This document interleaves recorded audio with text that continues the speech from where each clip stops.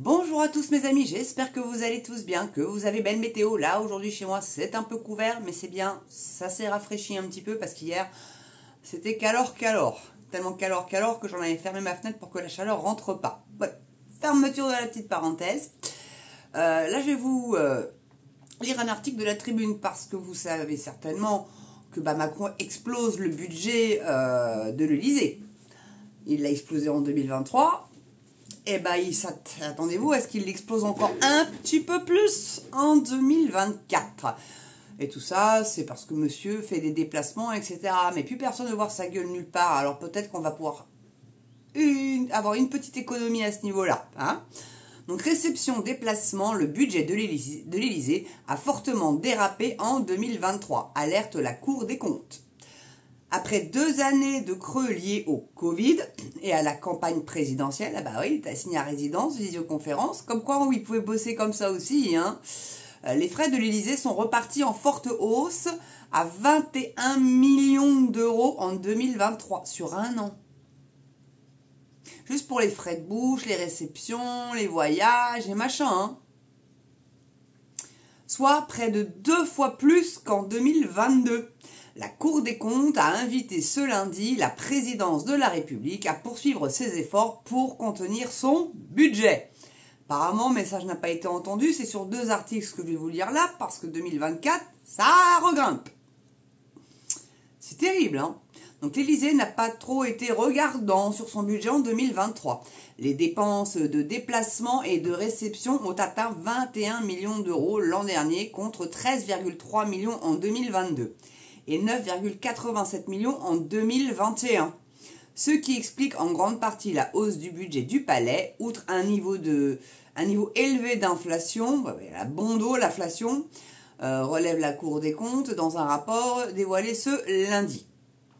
Les charges de la présidence se sont ainsi élevées à 125,5 millions d'euros au total en 2023. Soit 8,3 millions de plus que sa dotation budgétaire. Donc il a claqué du fric qu'il n'avait pas. Est-ce qu'on ne serait pas en droit de lui réclamer les 8,3 millions là, et les répartir surtout, alors ça ferait pas grand-chose sur toute la population, mais enfin ça ferait toujours plaisir de récupérer un petit peu de thunes. Sans rire, hein, 8,3 millions de surplus. Et les bénéfices réalisés grâce notamment au lancement de la marque Élysée. Ah, voilà, c'est comme la famille royale en Angleterre, mais eux ils gagnent réellement leur beurre. Hein. Ils ont des magasins, ils font leurs courses d'ailleurs, où ils vont acheter du lait qui est produit dans leur ferme, etc. Ils sont plutôt autonomes, hein, la royauté anglaise. Il y a des salopards de pédophiles par chez eux aussi, mais bon. Donc ce résultat déficitaire a rendu nécessaire un prélèvement sur la trésorerie, notent les magistrats de la rue Cambon. Donc les grands voyages en 2023. Après la crise sanitaire du Covid et la campagne électorale de 2022, Emmanuel Macron a entrepris plusieurs grands voyages en 2023, en Chine, en Océanie, en Afrique, au Japon, au sommet du G7 et en Mongolie ainsi qu'en Inde, au G20 et au Bangladesh. Côté réception, la rénovation des grandes cuisines de l'Elysée a conduit à recourir plus fréquemment à des prestations de traiteurs en 2023. 1,3 million d'euros au total.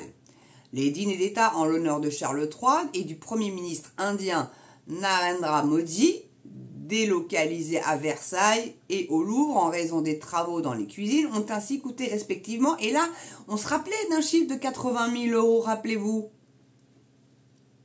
Non, c'est beaucoup plus.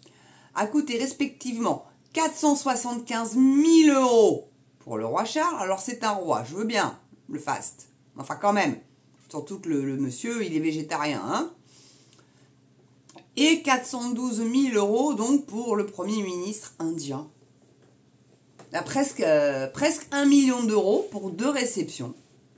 Et que je t'invite Mick Jagger, et que je t'invite Hugh Grant, et que je t'invite Charlotte Gainsbourg, qu'elle est venue foutre la Carole Bouquet. Enfin, des gens qui avaient strictement rien à foutre. Là, ils faisaient un petit comité, le roi, la reine, Brigitte et Manu, et puis éventuellement la ministre de la Culture et le Premier ministre, et c'était tout, quoi. ou ministre des Affaires étrangères. Bon, ouais, ce serait bien marré, hein, les Anglais avec ces journées. Ah, va donc séjourner ailleurs, tiens, ça nous fera des vacances. Donc des efforts budgétaires à poursuivre. Si la Cour des comptes salue une démarche volontariste de cadrage des activités de l'Élysée, elle pointe aussi les aléas dans l'agenda du président, ainsi que des problèmes d'organisation interne, qui ont ajouté au coût. Dans un tel contexte, les efforts doivent être poursuivis et confortés pour mieux anticiper les événements, améliorer la circulation de l'information entre les services, sensibiliser certains acteurs aux enjeux budgétaires, disposer d'outils de travail partagés et encadrer les dépenses de déplacement et de réception, ajoute l'institution de la rue Cambon. Donc l'Élysée prend note. Oui. Donc la présidence tiendra compte des remarques de la Cour pour améliorer son organisation et ses dispositifs internes, a répondu l'Élysée. La France entretient des relations diplomatiques soutenues avec de très nombreux pays qui organisent des événements équivalents lorsqu'ils reçoivent le chef de l'État, souligne par ailleurs le palais présidentiel. Parmi les 6 événements les plus onéreux à l'Élysée en 2023, 3 ont été ouverts au public. L'exposition du Fabriqué en France, 233 000 €. La fête de la musique, 210 000 €. Non mais c'est celle de l'Élysée, ça c'est pas celle pour tout Paname, rassurez-vous. Hein. Et les journées européennes du patrimoine, 208 000 €. Ok? Ça, c'est 2023. Alors on va attaquer 2024. Et vous allez voir, c'est pas une paille l'augmentation. Et là, donc, c'est un article de Révolution permanente. Le budget de l'Élysée en hausse de 12 millions d'euros en 2024. L'austérité, c'est pour les autres. Là, ils ont pris en compte, dans l'article précédent, des remontrances de la Cour des comptes. Bah, ils n'ont pas dû bien entendre. Hein. Ils ont dû entendre, vous avez l'autorisation d'augmenter 12 millions. Ils n'ont pas dû entendre austérité. Non, parce que pour eux, faire des économies, c'est abaisser les salaires de ceux qui bossent à l'Élysée. Hein. Partagez-vous pour 3 personnes un stylo, un PC pour... Enfin, ça va être ce genre de conneries. Hein. Bref, donc, après avoir cramé la caisse en 2023 avec un trou déficitaire de 12,4 millions d'euros, donc là on parle même plus de 8 millions mais de 12,4 millions, l'Élysée veut 12 millions de plus pour son budget en 2024. En Macronie, décidément, l'austérité, c'est pour les autres. Mais pourquoi foutre? Pourquoi foutre 12 millions de plus? Pourquoi foutre? Franchement, hein, à se demander. Donc en cette année 2023, l'Élysée a largement dépassé son budget. C'est ce que révèle Politico. Après avoir eu accès aux annexes du projet de loi de finances 2024, prévu à hauteur de 115 millions d'euros, les dépenses se sont finalement élevées à 127,4 millions. Mais d'où viennent ces 12,4 millions? L'inflation touche décidément tout le monde, écrit Le Figaro. Et pourtant, dans ce trou de 12,4 millions, l'augmentation des prix de l'énergie représente 1,1 million d'euros et celle du point d'indice qui fait augmenter la masse salariale, 1,2 million. Les 8 millions restants seraient en fait dus à la très forte activité présidentielle. Et oui, dur la vie de président de la République. Cette année, Macron aurait multiplié les déplacements en avion, ce qui expliquerait le trou budgétaire. L'austérité, c'est pour les autres. Pour 2024, après avoir promis l'austérité à tous les travailleurs et travailleuses, l'État a décidé de s'appliquer quelques économies en refacturant systématiquement les ministères qui partagent certains événements avec le sommet de l'État. Mais pour nous, ça va être la même puisque c'est le contribuable qui paye. Donc pour eux, oui, effectivement, on va voir leurs dépenses diminuer. Mais bon, ça reste quand même notre fric, hein. On est d'accord ou on n'est pas d'accord? Bon. Donc, qui partage donc certains des événements avec le sommet de l'État, explique Politico. Et surtout, en maintenant sous contrainte sa masse salariale. Sur les mêmes, hein. En d'autres termes, en refusant d'augmenter les salaires des salariés de l'Élysée.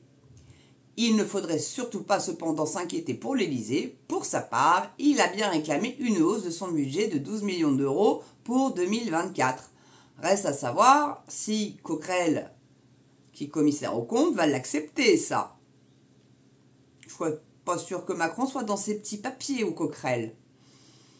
Donc à voir, mais pourquoi foutre 12 millions de plus, pourquoi foutre?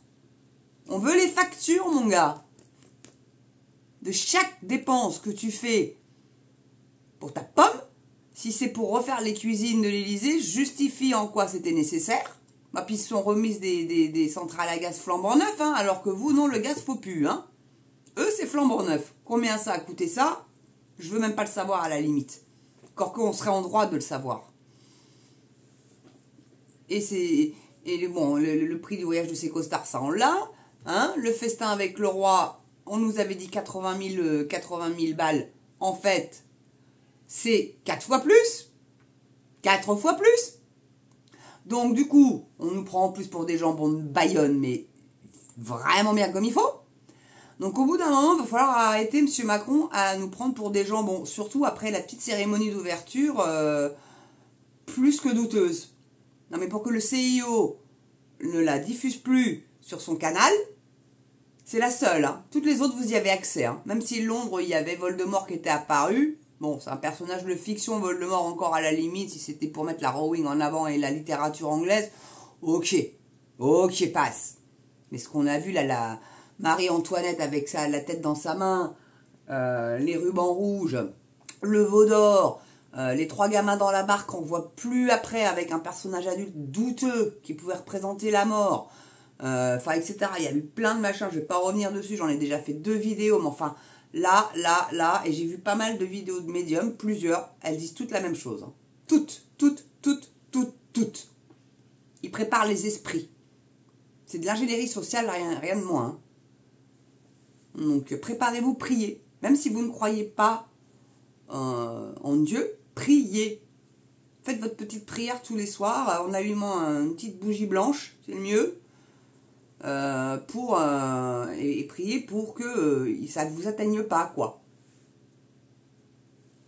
Et repentez-vous un peu, dites pardonne-moi Seigneur, si je n'ai pas vu le satanisme arriver, il va dire le mot, m'en fous. Pardonne-moi de mon aveuglement et protège moi et mes proches et ma maison. Parce que honnêtement, on est tous en danger. Voilà. Bon, écoutez, merci d'avoir regardé cette vidéo-là. Un petit peu plus courte que celle que d'habitude. Et surtout, n'oubliez pas, pouce, cloche, abonnement, toujours, hein, les gars. Un petit commentaire, ça fait toujours plaisir. Dites-moi ce que vous avez pensé de cette vidéo. Et si vous pensez que la France, effectivement, que le christianisme est en réel danger. De toute façon, c'est la religion la plus attaquée au monde. Hein. C'est pas les musulmans les plus attaqués, c'est pas les juifs non plus. C'est la chrétienté. Bon, beaucoup plus, hein, et de loin, de surcroît. Voilà. Et puis, petite cloche aussi, hein, qui va bien, hein, pouce, mettez des pouces, il n'y en a pas assez par rapport au nombre de vues, non, allez, mettez des pouces, c'est gratuit, allez, faites-le dès maintenant, faites-le.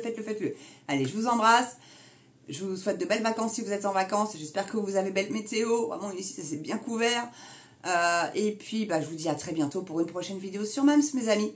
Allez, ciao, à très bientôt.